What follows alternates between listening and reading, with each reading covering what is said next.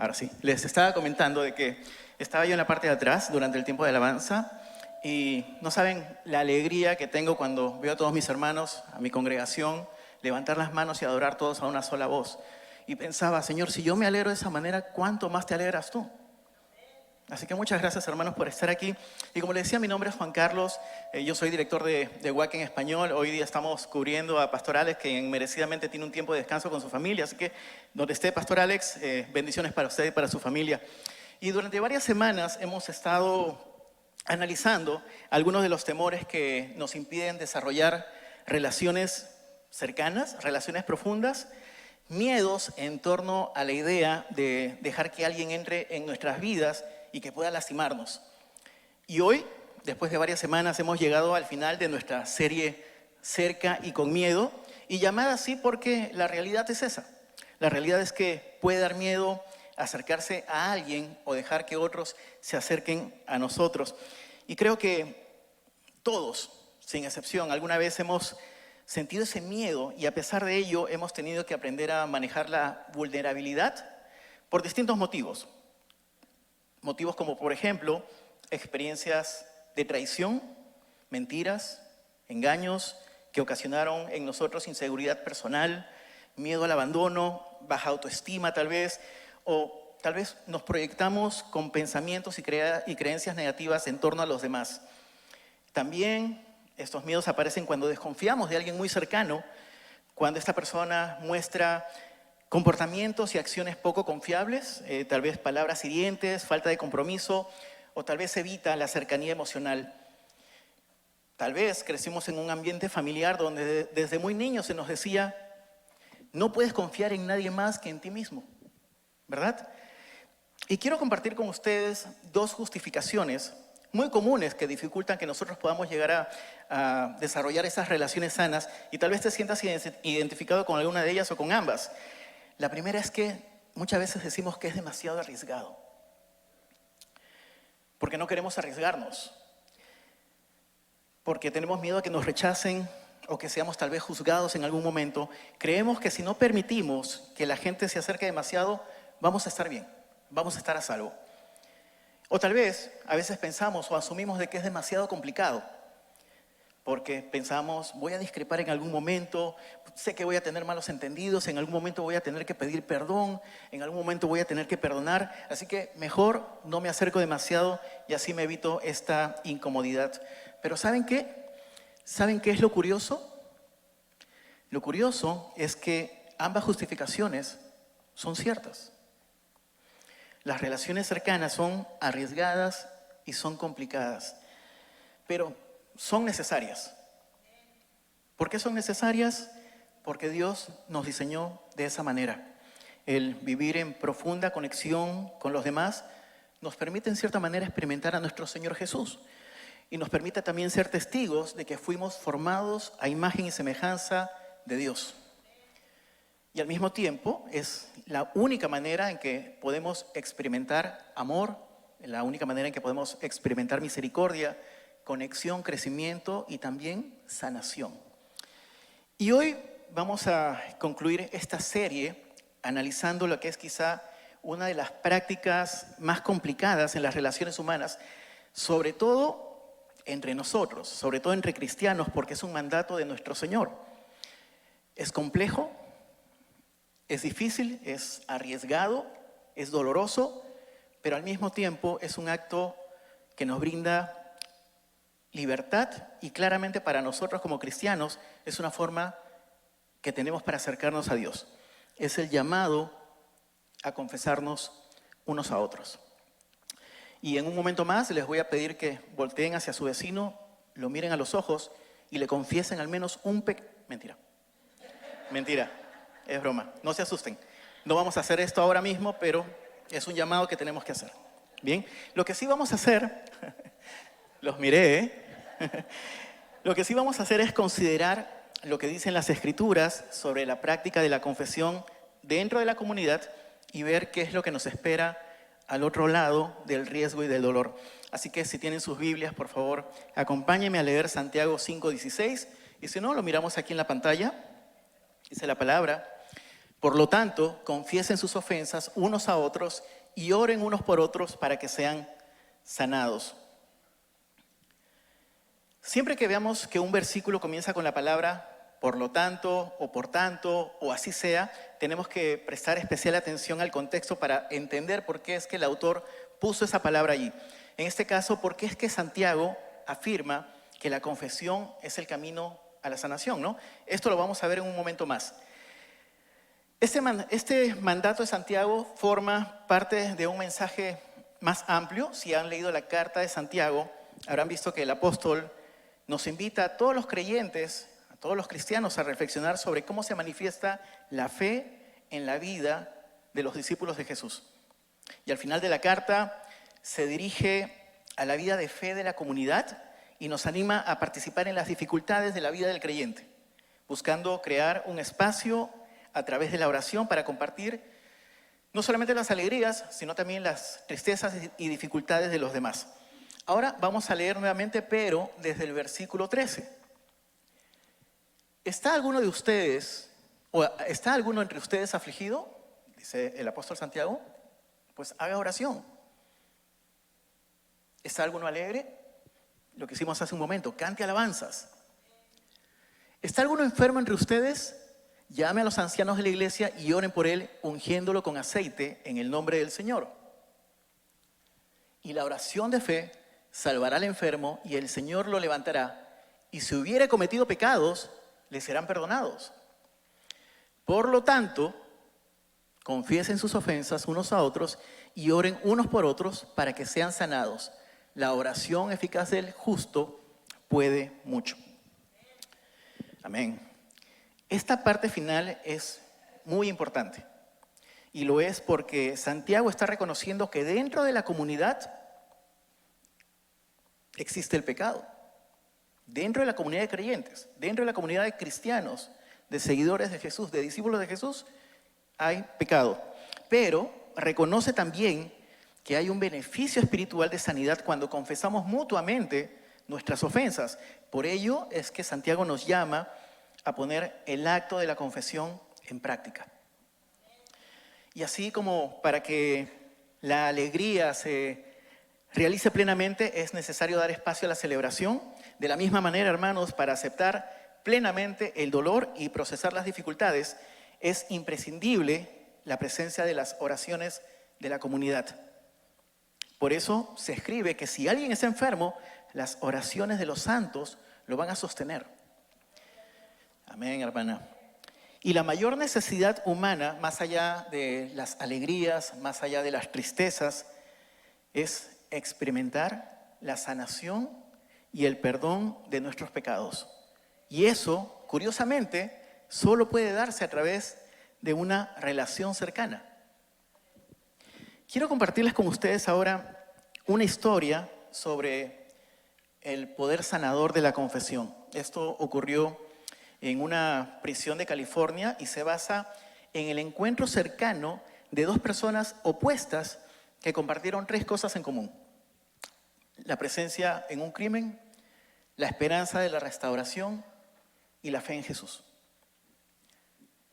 En 1991, en Salinas, California, se produjeron una serie de robos a domicilios perpetrados por un grupo de jóvenes delincuentes. Varias casas fueron seleccionadas intencionalmente basándose en la información de que en ellas habían cajas fuertes llenas de objetos de valor y de efectivo. Es así que el 14 de junio de 1991, a las 2:15 de la mañana, un grupo de 4 ladrones adolescentes entraron armados en una casa con ese objetivo: encontrar la caja fuerte y obligar a los residentes a entregar lo que hubiera dentro. Sin embargo, habían recibido una información equivocada, una información errónea. Eligieron una casa donde no había ninguna caja fuerte. Es más, en algún parte del testimonio de una de las víctimas se dice que ni siquiera ahorros tenían. Estos ladrones no encontraron nada, pero sí encontraron a una jovencita de 17 años y a sus padres durmiendo a mitad de la noche tranquilamente. Durante 48 minutos, hermanos, estos jóvenes torturaron a la familia completa, a la madre, al padre y a la jovencita de 17 años. Y al no encontrar la caja fuerte, violaron a la joven, lo que provocó que el padre se resistiera, luchara contra ellos y finalmente el padre fue asesinado a tiros. Aquella madrugada, hermanos, 3 vidas fueron destruidas en ese hogar y el dolor siguió resonando por mucho tiempo más. Los 4 agresores, adolescentes, posteriormente fueron detenidos, fueron juzgados, fueron sentenciados. Un par de ellos recibieron penas de hasta 25 años de condena y los otros 2 recibieron cadena perpetua. Pero ese no es el final de la historia. ¿Quieren escuchar cuál es el final de la historia? Miren ustedes, 20 años después del crimen, la señora que vemos en pantalla se llama Cheryl Ward Kaiser. Ella era madre de la joven, bueno, es madre de la que en aquel entonces era jovencita y esposa del hombre que perdió la vida, que es la que aparece en la playera. Y pudo mirar a los ojos a uno de los jóvenes que había torturado a su hija y que también había participado en el asesinato de su esposo. Esa reunión, hermanos, duró casi 6 horas. Y fue parte de un proceso legal muy poco común llamado justicia restaurativa, el cual es un enfoque de la justicia que busca reparar el daño causado por un delito, involucrando directamente y activamente a la víctima y al infractor en un diálogo cara a cara sin más personas presentes. Esto obviamente con la intención de ir más allá del castigo, proponiendo una solución final al conflicto a través de la confesión o la admisión del delito, a través del reconocimiento del daño y de la responsabilidad, de la reintegración de las personas afectadas nuevamente a la sociedad y del deseo de la víctima y del infractor de trabajar juntos hacia una restauración. La historia de Cheryl y este hombre fue una de las pocas historias exitosas de justicia restaurativa en el sistema penitenciario de California.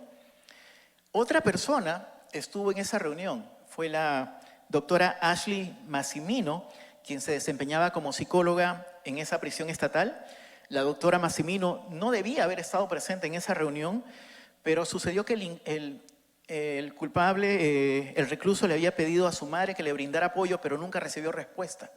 Por este motivo se le pidió a la psicóloga que interviniera para apoyar al recluso con el que había caminado muchísimas veces dentro de la prisión. Ella se había estado reuniendo con él como terapeuta, preparándolo para ese momento, ayudándolo a practicar la confesión y la empatía. Tiempo después, Ashley y la doctora Massimiro, después de este proceso, hicieron una profunda declaración sobre el trabajo de confesión y restauración y dijeron que escuchar la confesión de ese recluso no fue nada fácil, pero fue la forma más incómoda y dolorosa, pero la única manera de poder sanar. Ellas compartieron también 2 razones profundas por las que la confesión es el primer paso de la restauración. El primero de ellos, la confesión nos recuerda nuestra humanidad. Porque, hermanos, hay que decirlo, en nuestro mundo y en el ritmo de vida que cada uno de nosotros lleva, podemos caer fácilmente en la mentalidad de que somos autosuficientes, de que no necesitamos nada, no necesitamos a nadie para ir por la vida, que nuestra misión es únicamente ser cada vez más fuertes, más productivos, y se nos olvida fácilmente que estamos hechos de polvo y que nuestros días ya están contados por nuestro Creador. Olvidamos fácilmente que ser humano significa también ser amado y ser perdonado. Hay una frase que dice: somos más pecadores de lo que podemos imaginar, pero también somos más amados de lo que podemos comprender. Esto expresa claramente nuestra condición humana y el amor de Dios a nosotros a través de Jesucristo, que a pesar de nuestra naturaleza imperfecta y de la gravedad de nuestro pecado, Dios nos ofrece un amor que va mucho más allá de la capacidad de entenderlo o incluso de merecerlo. Amén. Miren ustedes, Pablo, por eso les recuerdo siempre este versículo porque es clave. Pablo nos recuerda nuevamente en Romanos 3:23 al 24, por cuanto todos pecaron y estamos destituidos de la gloria, de la presencia de Dios, fuimos justificados gratuitamente por su gracia a través del sacrificio de nuestro Señor Jesucristo. Miren, hermanos, al mismo tiempo el apóstol Juan nos dice, si afirmamos que no tenemos pecado, no estamos engañando a nadie más que a nosotros mismos, porque la verdad no está en nosotros.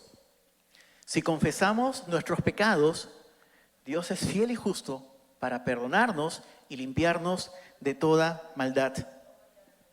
Hermanos, en la justicia restaurativa, como la historia de Cheryl y este joven, la víctima y el agresor, ellos tuvieron la oportunidad de poder volver a ser humanos. Al escuchar la confesión y el arrepentimiento del hombre que tanto dolor trajo a la vida de esta mujer, Cheryl pudo recibir el arriesgado y complejo honor de restaurar su humanidad y su condición, y este acto le permitió abrir su corazón a un nivel inexplicable y al mismo tiempo ver cuál era su condición delante de Dios. Ella señaló acertadamente que a menudo vemos a los que están allá, tras las rejas, como los monstruos encerrados allí, y los que estamos aquí de este lado, los que estamos afuera, somos los santos sin pecado, lo cual sabemos que no es cierto. En el siglo XVI, el reformador y mártir inglés John Bradford se encontraba encarcelado. Él se sintió profundamente conmovido por la compasión y la humildad mientras miraba cómo se llevaban a los demás condenados para pagar sus crímenes y ser ejecutados, y él dijo lo siguiente: si no fuera por la gracia de Dios, ahí estaría yo. Lo cual es una declaración de humildad y gratitud que nos permite reconocer nuestra naturaleza de pecado y la necesidad permanente de la gracia de Dios. Pero por otro lado, cuando vemos a alguien que tal vez está atravesando por una etapa o una temporada de dolor y sufrimiento, o que está cosechando consecuencias desagradables y dolorosas, podemos caer y responder equivocadamente de esta manera. Podemos decir, se lo merece, debió haberlo pensado mejor antes de haber hecho lo que hizo. Pero hermanos, estamos llamados a reconocer la misericordia de Dios, no solamente hacia nosotros, sino también a extender esa misericordia al que está en apuros, porque esa persona claramente podría ser alguno de nosotros, o podría ser también alguien a quien nosotros amamos. En su libro llamado Celebración de la Disciplina, el teólogo cristiano Richard Foster exploró la disciplina espiritual de la confesión en un acto comunitario. Él escribió lo siguiente, la confesión es una disciplina difícil porque con demasiada frecuencia vemos a la comunidad de creyentes como una comunidad de santos antes de verla como una comunidad de pecadores. Y es así como podemos olvidar nuestra propia humanidad, la humanidad de nuestro prójimo, la de un ser querido, la de nuestro grupo comunitario tal vez. Pero sabemos esto, que la comunidad, hermanos, no se basa en las buenas obras.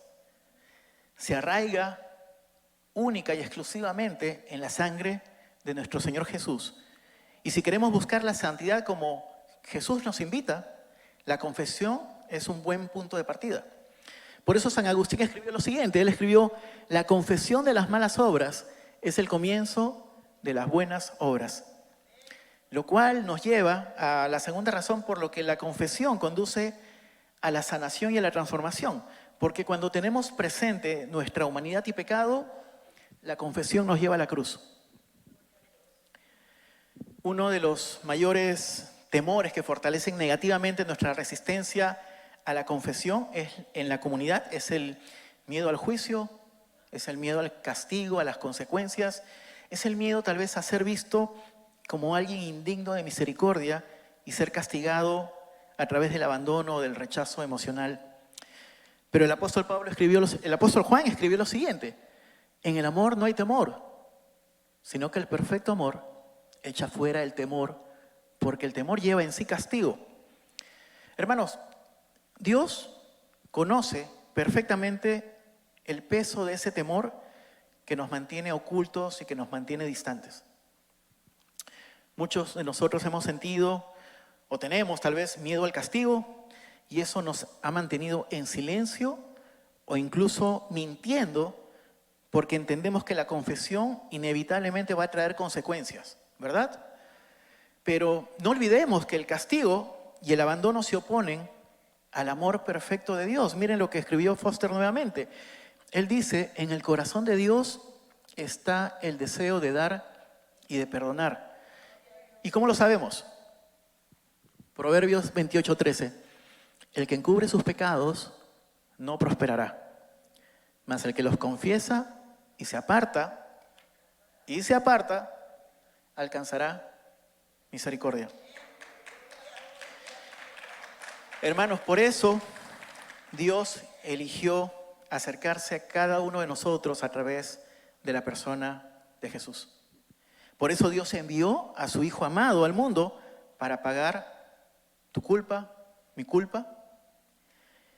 Y eso fue el mayor acto de amor y su más clara declaración de su deseo de perdonarnos para que podamos disfrutar de una vida eterna a su lado. Hermanos, miren lo que escribió el apóstol Juan nuevamente.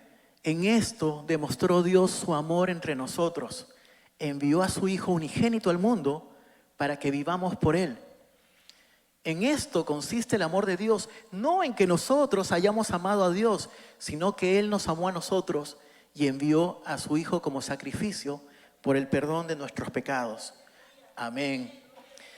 Y quiero ser claro en esto, mis hermanos, respecto a si debemos recurrir a otro ser humano para recibir el perdón de Dios. Dios nos dice en Timoteo lo siguiente: porque hay un solo Dios y un solo mediador entre Dios y los hombres, Jesucristo hombre, el cual se dio a sí mismo por rescate de todos, el rescate por todos. Pero muchas veces necesitamos el apoyo y la misericordia de otro ser humano que nos recuerde ese amor. Que sea un representante de carne y de hueso y que pueda representar fácil el amor y el perdón de nuestro Dios. Porque podemos, hermanos, postrarnos ante Dios y buscar su perdón día a día, ¿verdad? Todos los días, en todo momento. Pero la verdad es que no importa cuántas veces nos confesemos o le clamemos a Dios, porque aunque intelectualmente cada uno de nosotros podemos creer en su perdón, nosotros mismos nos estamos poniendo límites y evitamos experimentar la libertad que anhelamos. Y llegamos al punto de dejar de orar porque sentimos que la transformación que le pedimos no llega a nuestras vidas. Creo que todos hemos orado así en algún momento. Señor, ayúdame. Ya no quiero vivir más con este pecado. Y es así porque sabemos que el pecado busca esclavizarnos, porque busca aislarnos de los demás a través de nuestra vergüenza. El teólogo alemán Dietrich Bonhoeffer escribió lo siguiente: el pecado exige tener al hombre solo, lo aparta de la comunidad.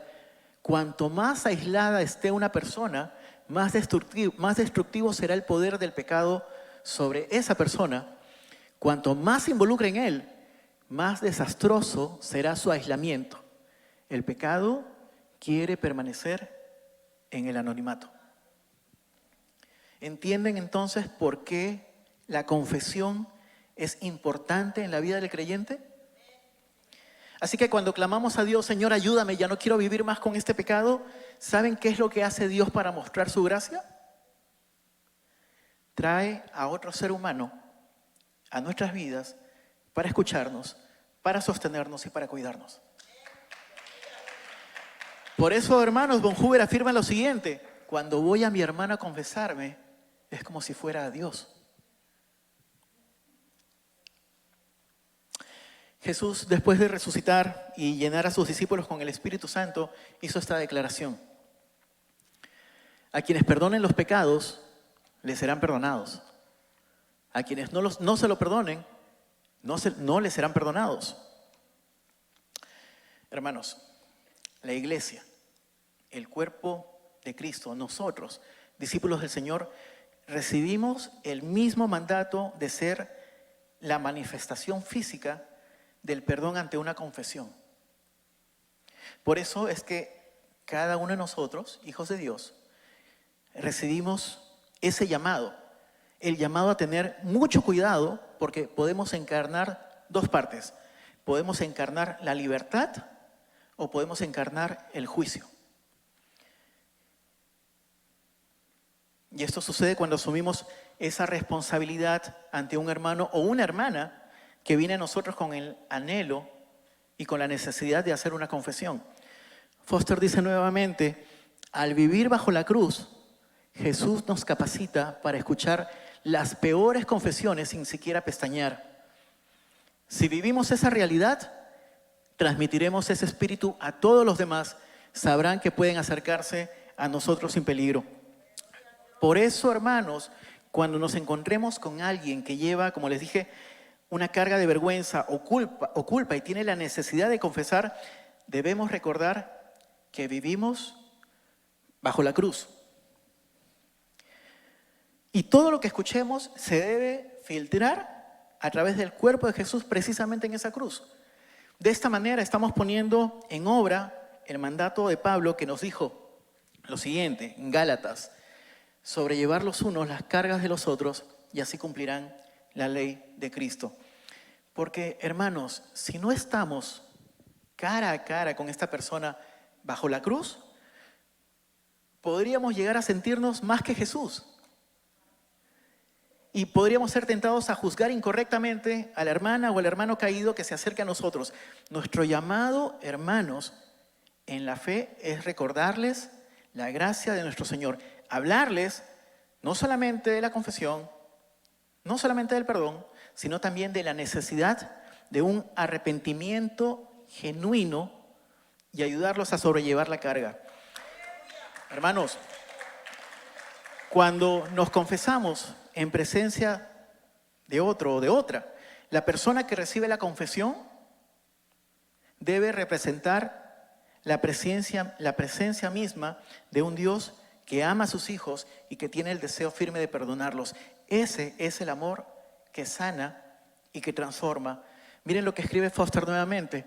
En los actos de confesión mutua liberamos el poder que sana. Nuestra humanidad ya no se niega, sino que se transforma. Esto es lo que sucedió aquella tarde en la prisión. Al recordar el dolor ocasionado por la violencia, por la fatalidad de aquella madrugada, la humanidad de esta señora, de Cheryl, y del agresor de su familia, ella fue honrada y finalmente pudo ser transformada. Cheryl le explicó que ella y este joven, si habían estado escribiendo antes de programar esta reunión, habían estado en comunicación porque ambos se habían estado preparando para ese momento. Y la razón por la que Cheryl supo que había llegado ese momento, el momento de mirar fijamente a los ojos del agresor, fue porque había aprendido a depositar su fe en Jesús. Y sabía que este hombre también había llegado a amar al Señor. La confesión, el perdón, fueron el camino a la restauración por el que Dios los estaba guiando a ambos. Y Cheryl compartió que mientras ella atravesaba la puerta de seguridad de la prisión para encontrarse esa tarde con aquel hombre, sintió a Dios que le decía audiblemente: nunca en tu vida has hecho más de lo que yo quería que hicieras que lo que estás haciendo hoy.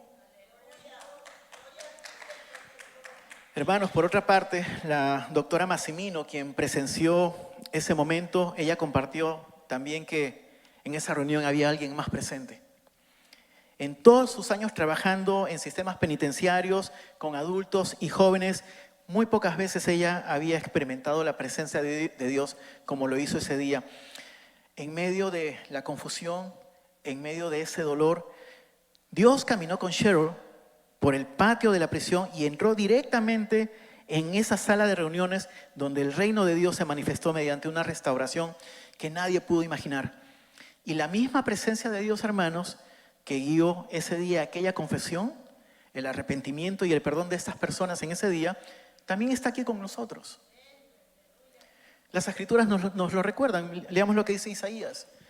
Por tanto, el Señor espera para tener piedad de ustedes y por eso se exalta para mostrarles misericordia.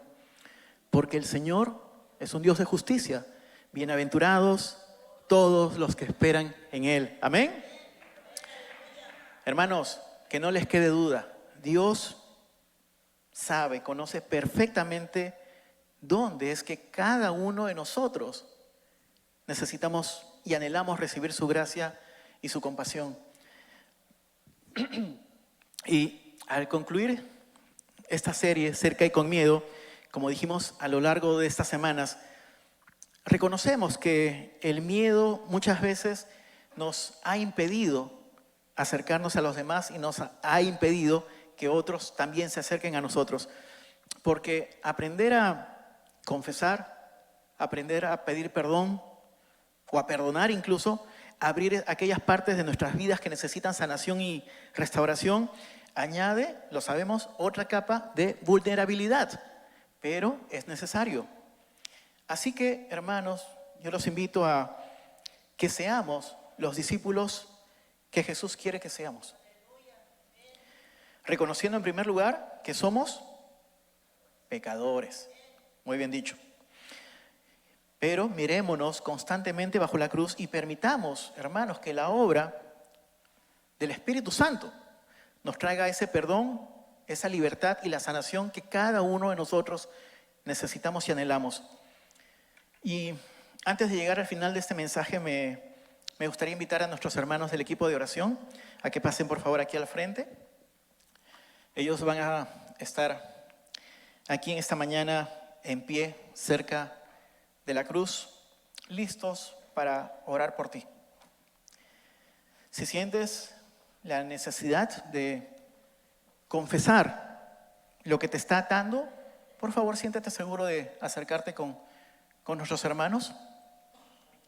Recuerda que aquellos que hemos confiado en la obra redentora de nuestro Señor Jesucristo, tenemos libre acceso al trono de la gracia.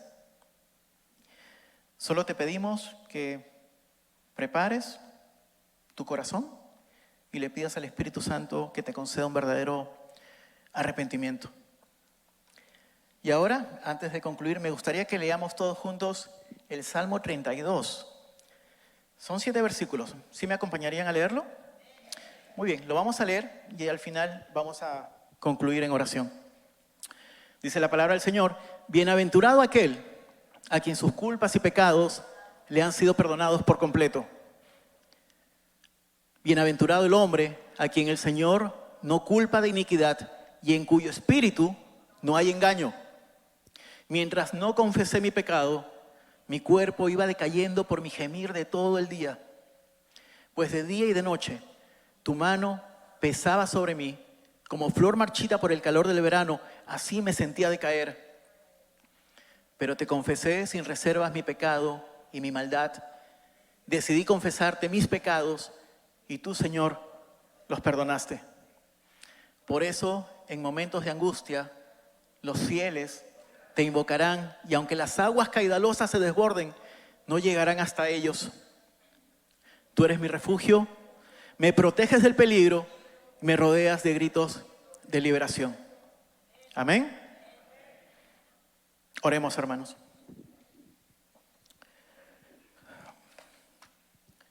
Padre, muchas gracias. Gracias por este nuevo día, Señor, y el privilegio que nos brindas de poder estar reunidos nuevamente hoy aquí. Hoy recibimos tu palabra, invitándonos a confesarnos mutuamente. Por ello te pedimos, Señor, que muestres el verdadero estado de nuestra conciencia y de nuestro corazón, que nos permitas presentarnos delante de ti y de tu trono con un corazón arrepentido, con un corazón humillado, ese corazón que tú no desprecias, Señor. Que tengamos el deseo, el anhelo, la capacidad de reconocer nuestras faltas, nuestras ofensas y sobre todo reconocer nuestra condición de pecadores y ser conscientes de la necesidad de tu perdón y de la transformación que solamente tu Espíritu Santo puede darnos. Señor, tú eres nuestro único refugio. ¿A dónde más iremos? Y por ello te pedimos que tengas piedad, misericordia y compasión de cada uno de nosotros, Señor. Bendícenos con la paz que solamente tu perdón puede darnos. Agradecemos día a día, Señor, tu sacrificio en la cruz por cada uno de nosotros, y es por ello que en tu santo nombre oramos, Señor Jesús. Amén. Hermanos, muchas gracias por su atención. Por favor, siéntanse en libertad de poder pasar al frente para recibir oración. Aquí nuestros hermanos recibieron el amor de Dios y es lo que van a compartir y lo que comparten cada día con nosotros. Dios los bendiga y si Dios nos lo permite, nos vemos la próxima semana. Buenas tardes.